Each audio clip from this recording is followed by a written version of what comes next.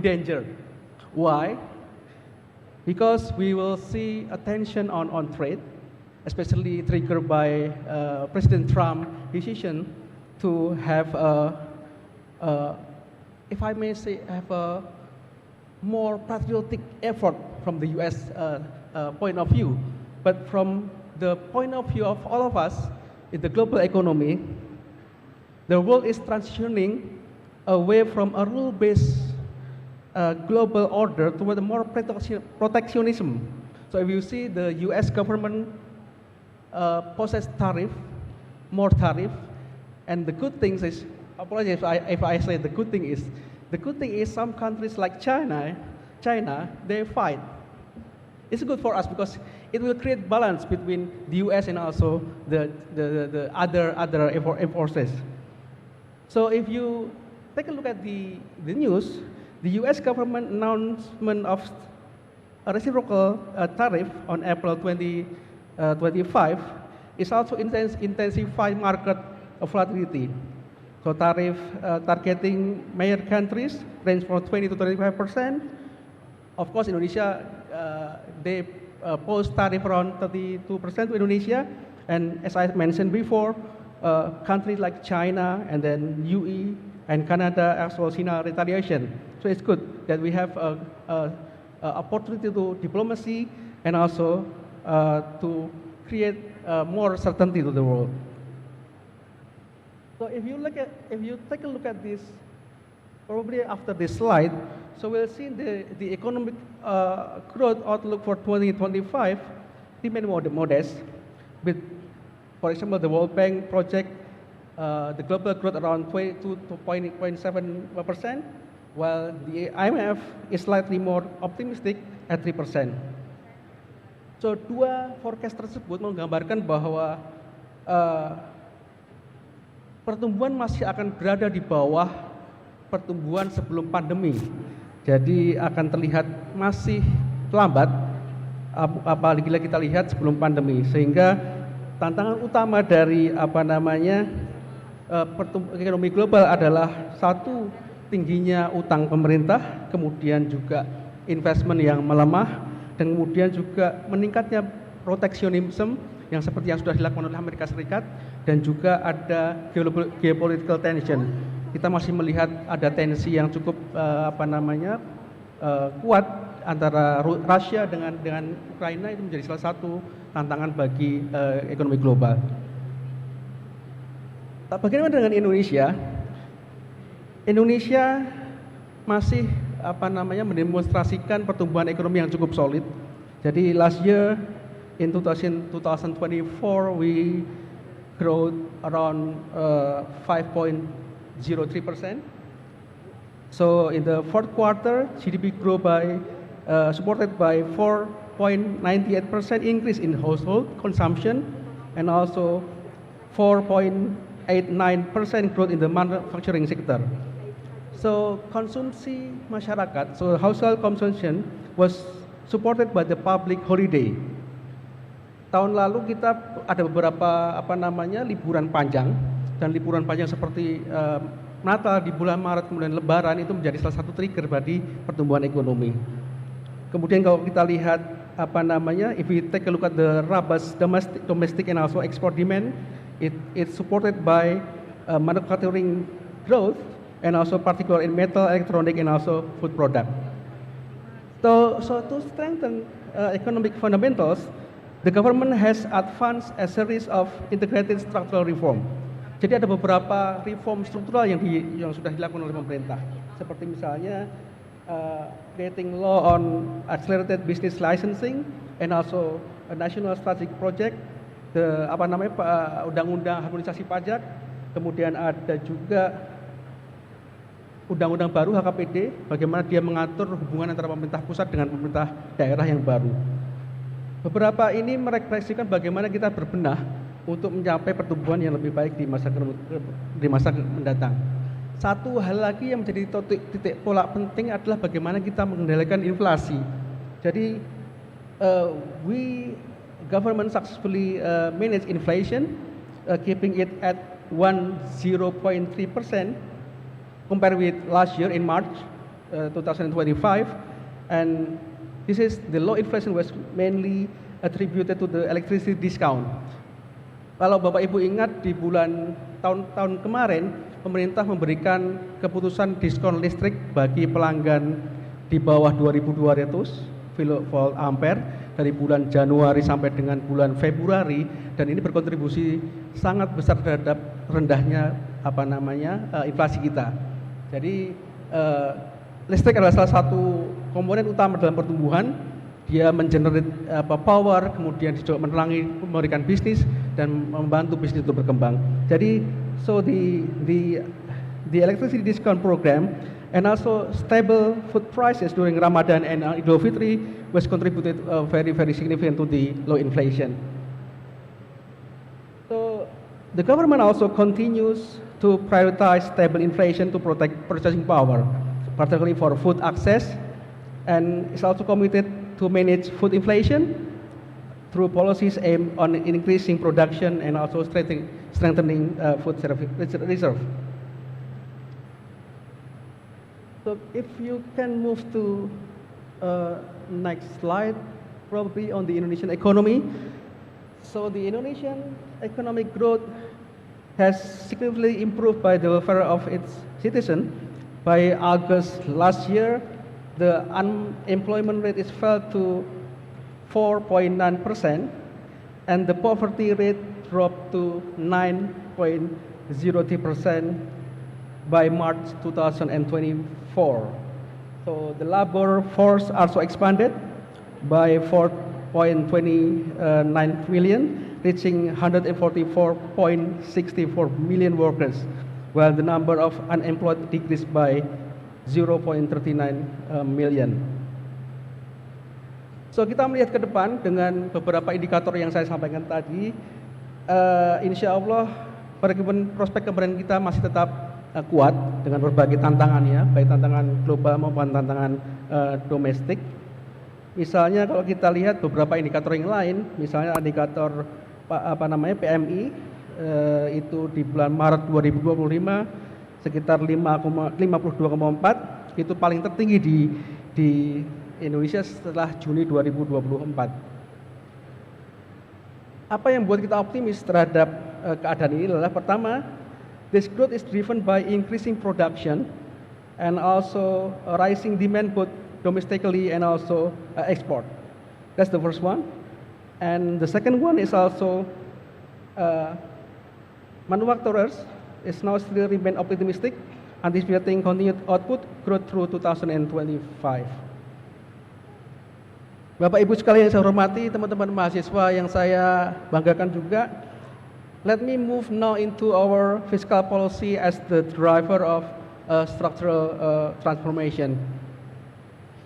Jadi kalau Bapak Ibu sekalian sering mendengar mengenai fiscal policy atau APBN, mungkin yang dibayangkan hanya sekedar ada uang masuk, kemudian dari pendapatan, kemudian ada ada uang keluar sebagai belanja. Memang sesederhana itu, tapi kemudian yang akan kita lihat adalah bagaimana kemudian peran APBN dalam menjaga kestabilan ekonomi. Jadi ada 3 fungsi APBN. Yang pertama fungsi stabilisasi, ada fungsi alokasi, dan juga ada fungsi distribusi. Fungsi-fungsi tersebut akan terlihat pada bagaimana fiscal policy as a driver of transformation and also economy. So Indonesia is committed to inclusive and also sustainable growth.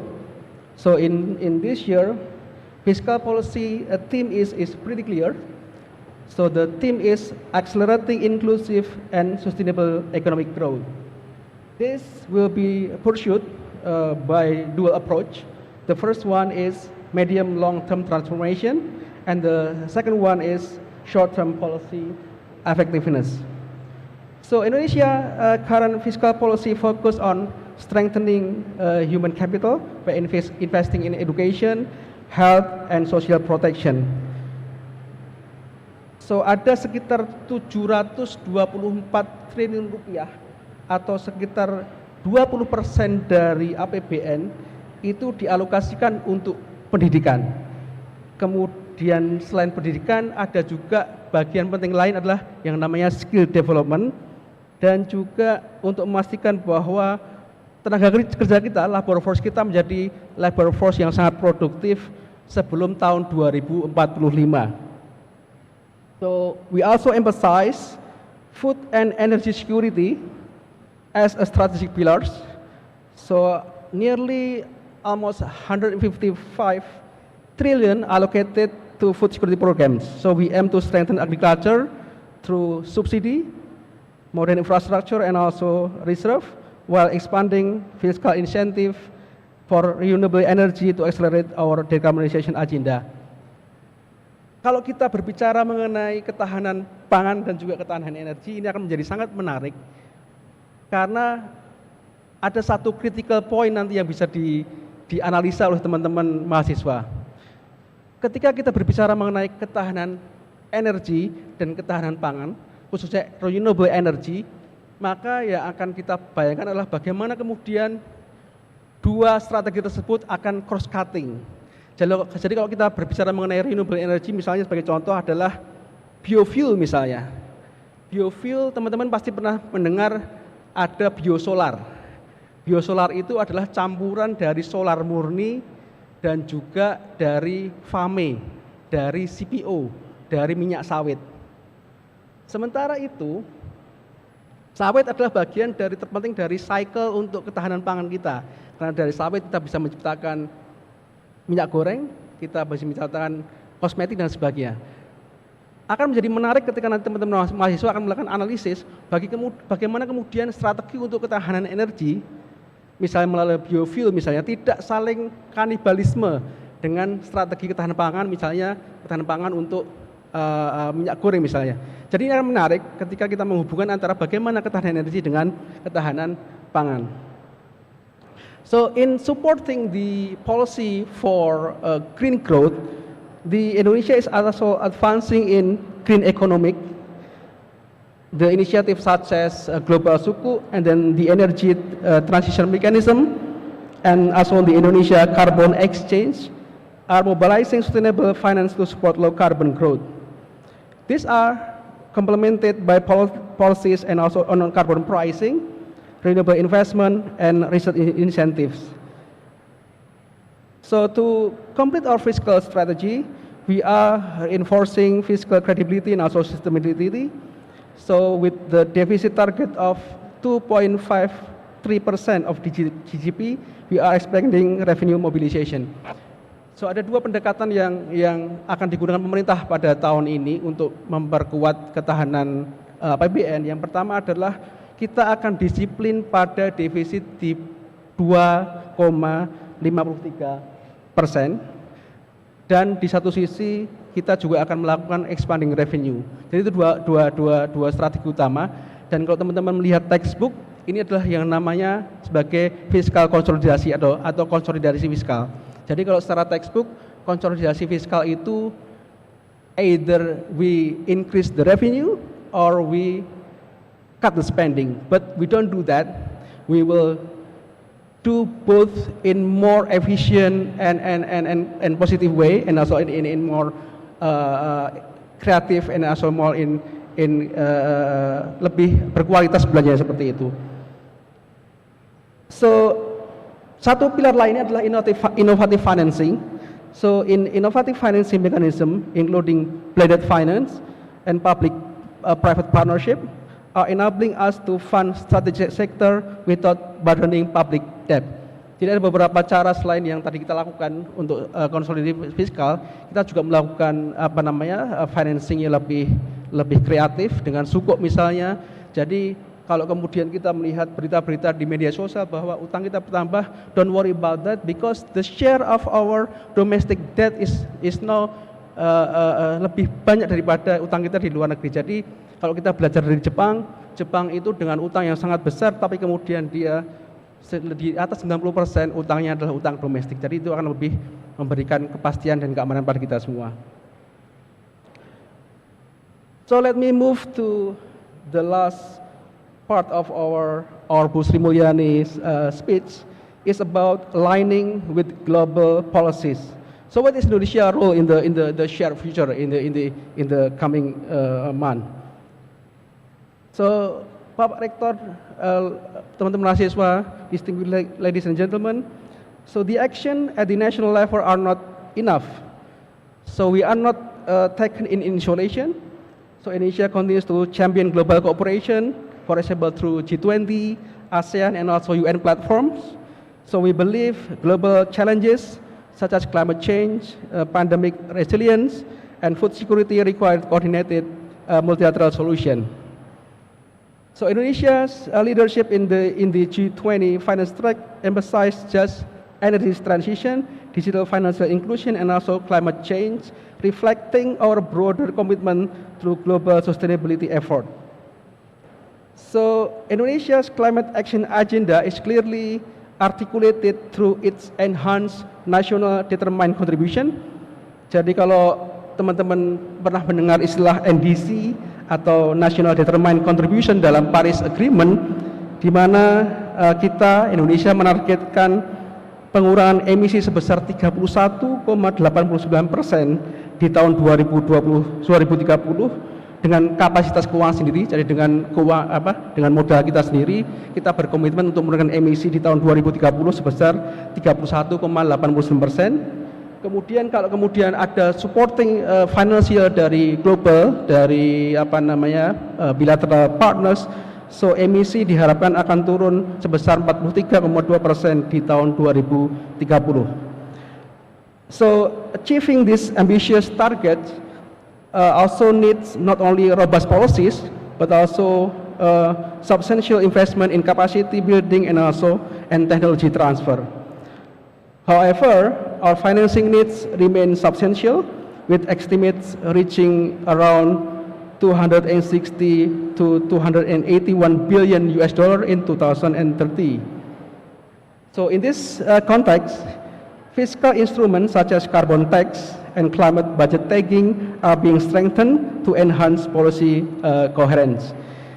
Yet, international collaboration and concessional funding will remain critical for Indonesia to peak emission by 2030 and also achieve net zero emission by 2060 or earlier. If you remember at the COP28, Indonesia has been vocal in advocating for greater support to developing countries in achieving their NDCs, particularly through concessional finance and also technology transfer. Finally, Pak Rektor, Pak Dekan, dan juga Bapak Ibu sekalian yang saya hormati, teman-teman mahasiswa yang saya hormati, sebagai penutup, ada pesan khusus dari Ibu Sri Mulyani untuk teman-teman mahasiswa Universitas Pamulang sebagai future leaders. Beliau berpesan agar tidak pernah lupa untuk mencintai Indonesia. Itu pesan yang selalu Ibu sampaikan dimanapun Ibu menyampaikan speech, keynote speech, remarks dan sebagainya. Ibu selalu berpesan bahwa jangan pernah lelah untuk mencintai Indonesia. Sehingga Ibu berpesan bahwa this is a collective journey. Jadi tadi indikator-indikator yang kami sampaikan, target-target yang kami sampaikan, kemajuan-kemajuan yang kami sampaikan, ini tidak bisa hanya dilakukan sendiri oleh pemerintah. So this is a really collective journey. The governments, universities, private sector actors, and also the young generation, all of you must work in hand together. So the road ahead will be very complex, but with a shared vision among us and also strong partnership and leadership, a better world is within reach. So terima kasih. Sekali lagi kami sampaikan salam hangat dari Ibu Sri Mulyani.